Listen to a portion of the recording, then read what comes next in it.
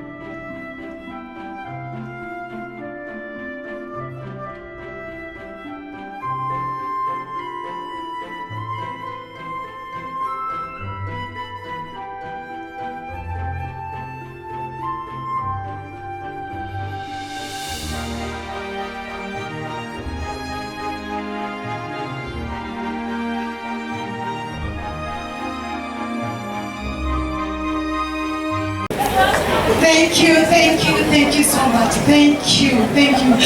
Thank you for coming.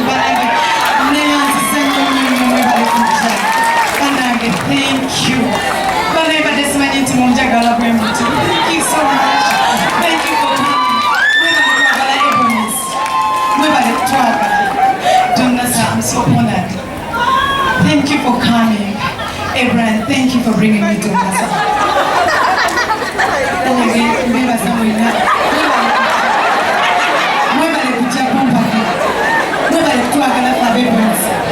Nebaza bonna abali mu bizimbe ab'omu sawuli yako ab'omu kikubo ab'omu wino mwenna muzokumpakira mwenna bisoogedde banage thank you nekusingira ddala nebaza mukama wange webale kumpa lunaku luno webale nnyo kumpa lunaku luno tewandira besinga mukama wange maama tweyanziza nnyo maama okoze bingi nnyo neyanziza nnyo mukama wange oyo gwenulaba nkuzizza myaka 17 nga ndi naye nga mundengeza kama wange kwebaziza nnyo omugenyi waffe omukulu taata Honorable Tata tweyaziza nnyo webale kujja basponsa bange abalungi basponsa simanyi nabwenyiza beebaza buli gwentuukiridde najja bambi thank you so much mwebale kunjagala baswiti mwebale kujja I'm so honored mwebale kunjagala simanyi bwenyiza beebaza bambi njagala nnyo ba artist naddala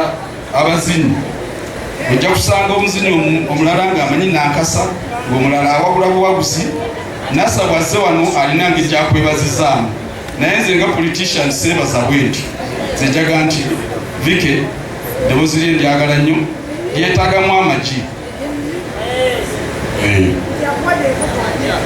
n'amagi si kyekyo ate engeri gye naakaveeri simanyi kiki kye neetiise wabula kankuteekemu ekiri muntu kijja kisumululira eri n'obugambo mwebale nnyo mwebalire ddala. You're most welcome.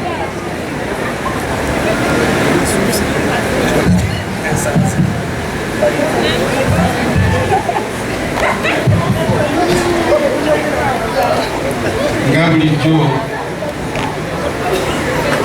bannabyabufuzi tulina engeri gye tusookamu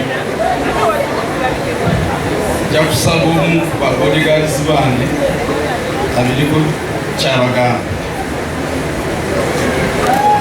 Abagenyi baffe ab'omuwendo abazze okusanyukirako okujaguza nze ndi mukyala muyimbi mukama wange nga babagambye naye bwe nnyimba nsaba munziremu munanziramu olowooza otya tukole tutya tusonyiwagane tusabenga nnyo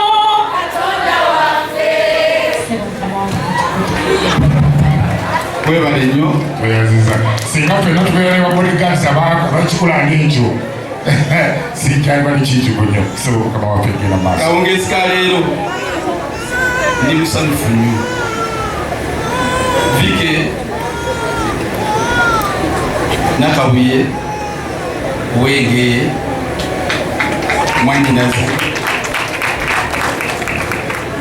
kyampaliriza nnyo okulaba nti mbeerawo olunaku lwaleero nonkuwadde nawadde ekyayagala okuba nti nkyala ekata okulaba nti abazannyi bange bakyadduka naye nakumyewo olw'omukolo gwo mu nkooti ez'enjawulo nga Minister of State for Education and Sports ate ng'akiikirira abakozi nsanyuka nnyo okulaba nga industry ya arts etuuse ku level gy'eriko naye mukubireko mumaka emyaka si mingi nga 15 emabega abamu babayitanga ndowooza bantu bakugenda ku stage kutusanyulamu nakwemoola naye kati bwe twogerera industry eno gyetwogeramu kati teri ku ekyo egenze far beyond that it is educative. Singa mulaba byonna bye badde bazannya n'ekusaasira byayimbye n'abalala bonna my interest was what is the message behind ovaano ng'olina kyoyize. That's as far as where we have gone. Mukimanyi bulungi nnyo nti industry ya arts eno gyetwogerako mu myaka nga 10 gyokka emabega ng'omwana e Makerere yakulanga kosti MDD nga bamugamba ki naye njagala ozanyire ku muntu akoze ku MDD kati kyaliko ne zaafu ekyo kikulaga wa gye tulaga mugezi ddala era ndowooza omutuufu mugezi ddala. Njagala nnyo okwebaza bannayuganda mwenna abajja okuwagira abantu baffe ne mutuula wano ne mutuusa essaawa zino nti ekyo kiddamu amaanyi nti naffe twagala kye twagala ekyaffe. Nzijukira bannaffe abaali abakulu mu 60s nga batugamba nti zairwa music wano nga wenka gwe bayita music bayimba bye batategeera n'ate ne bibanyumira naye time has come tinabaffe be bayimba nabyo bikola ki era bwe mujja ne mubeerawo kituwa amaanyi, it motivates n'oyo abeera ku stage. Kyobola nti bw'abadde yakajja wano asoose n'afukamira essanyu nga limutta. Bwe ndaba Oweekitiibwa Katende ng'ekintu akiteekamu amaanyi, ne ndaba bato baffe Nasa ng'ajja n'akiteekamu amaanyi, mulimpulira essanyu ly'amaanyi. Joanita n'agamba naye newankubadde si lunaku lwe naye kaabasula ekadoozi mukafiirize. Kyekyo kyennyini kyetwagala kituzaamu amaanyi, kiraga nti industry egenze wala. Era kati ekisigadde kiri eki nti nga nze akiikirira abakozi njagala nnyo okulaba industry eno ng'egoberera ekkuba ettuufu erigituusa mu nsi ensuubize. Mu nnaku zino ekibaddewo nti omu agenda n'afuna chance n'atuuka gy'alaga naga nkiwedde. No, we want a permanent solution. Bwe mba nkiikirira abakozi ne ba arts bonna bwe bali naye bazze batya ne babeera ku mulamwa ne batuuka gye tugenda, tuteeka okubeera ne solution eri permanent. Tibakwate ekkubo lino lye banaatambulirangamu, buli omu abadde tabamanyi kati ategeere nti they matter a lot. And it is an industry, by the way, that can even boost tourism and the country at large. Yes, we are gaining a lot from all these musicians. We are marketing our country, and that's what we like. Please, Vicky, I'm so happy, and your group. Thank you. Ate waliwo ekintu ekisinze okunsanyula era nadde njogeramu n'abaana yesterday batwala nga tulikata nenga nti luli twabalanga muntu omu ti bw'aba tadduse tetujja kufuna meedo. Naye kati abaana abato juzi nali kabukyolwa batandise okuvaayo because of motivation. Nina okukola oli kye yakoze nange muwangule. Kyendaba mu industry eno tikati tetukyatunira muyimbi omu. Omwaka gugenda okuyitako ng'abalala bazze naffe tulina okukikola nga bwe yakikola. And I think the country is developing. Ate tebayinza kudevelopinga mwenga abalabi abanyumirwa nga temuliiwo. Kyokola nti mbeebazizza mwebale kubeerawo nakuwagira bayimbi baffe. Uganda Katonda yagitonda ng'erina ebitone bingi nnyo. Katonda bw'obanga okyali mulamu tomanyi pulaani gye yakuwa. Omulala ayinza okuba nga muzanyi wa mupiira, omulala nga muddusi, omulala nga y'ebitabo byamutabukira ne PhDs ayagala zimalayo naye nga socially tewali kimusujjugira nga tukyali St. Mary's ng'abawala beegayaza tubagamba nti they are academically fit but socially dull. Baba bwe twaddanga mu mazina nga sikristo tebagisobola. Naye talent nebanga teye talent y'omuntu.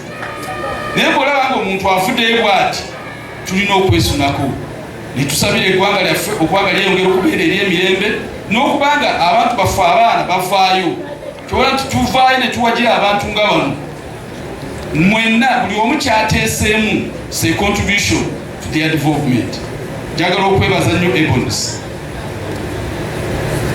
Buli omukwano gwange ono namulaba dda nayagalanga nnyo okugenda mu theatre nga ngenda nnyo mu Pride Theatre ne ba Ebonies n'omugenzi ng'akyali Jimmy Katumba nga binyumira nnyo. Naye okulaba nti bakyaliwo bakyaweereza, there is an element of persistence. Waliwo ayagala okufuna amangu. Ebintu gwe batono nnyo ku 10 gw'osangayo ng'akifuniddewo amangu. Olina okubeera patient ojja kufunamu. Naye njogera ne Nannyondo kati Kakulu Finals ogenda for semi-finals 15. Nannyondo kaviiridde ddala mu youth nga kadduka. Nakaye Katonda n'amuyamba kati n'ayita ugolu n'agireeta. Naye nabano okutuuka ku stage eno bafudde wala. Waliwo paasi ze bazannya nga kitaawe bambi teyandikyagadde naye alina kugizannya asobole okutuuka awalala. Tolowooza nti ajjidde wano mu kapaati neki abadde ayagala, abadde alina kuzannya paati erina bwemutuusa. Tolowooza nti manyinaze ayogeranga ekyalaani. No, bwe tubeera naye si bwayogera bayino kiizikyali era ebigambo byobala bibale naye ku stage akulagira ddala nti ate mulala nnyo. But that is God's talent. Katonda bw'akuwa ekitone kyo abamu abawa ekitone kyakukola sente nga basuubuzi. Ffe abamu ba politician okofu bwakuleekana kazinda tetumanyi kukola sente era ffe tetusaba sente. ffe tuli boogezi n'abakozi ba ssente nabo gyebali naye tusisinga ne tuyambagana. Sijja kumala biseera bingi nnyo, njagala okwebaza Ebonis, the proprietors abagituusiza weri n'abayimbi bonna abavuddeyo kyate tale tukyalina nnyimbi bane mwebale nnyo mwebalire ddala.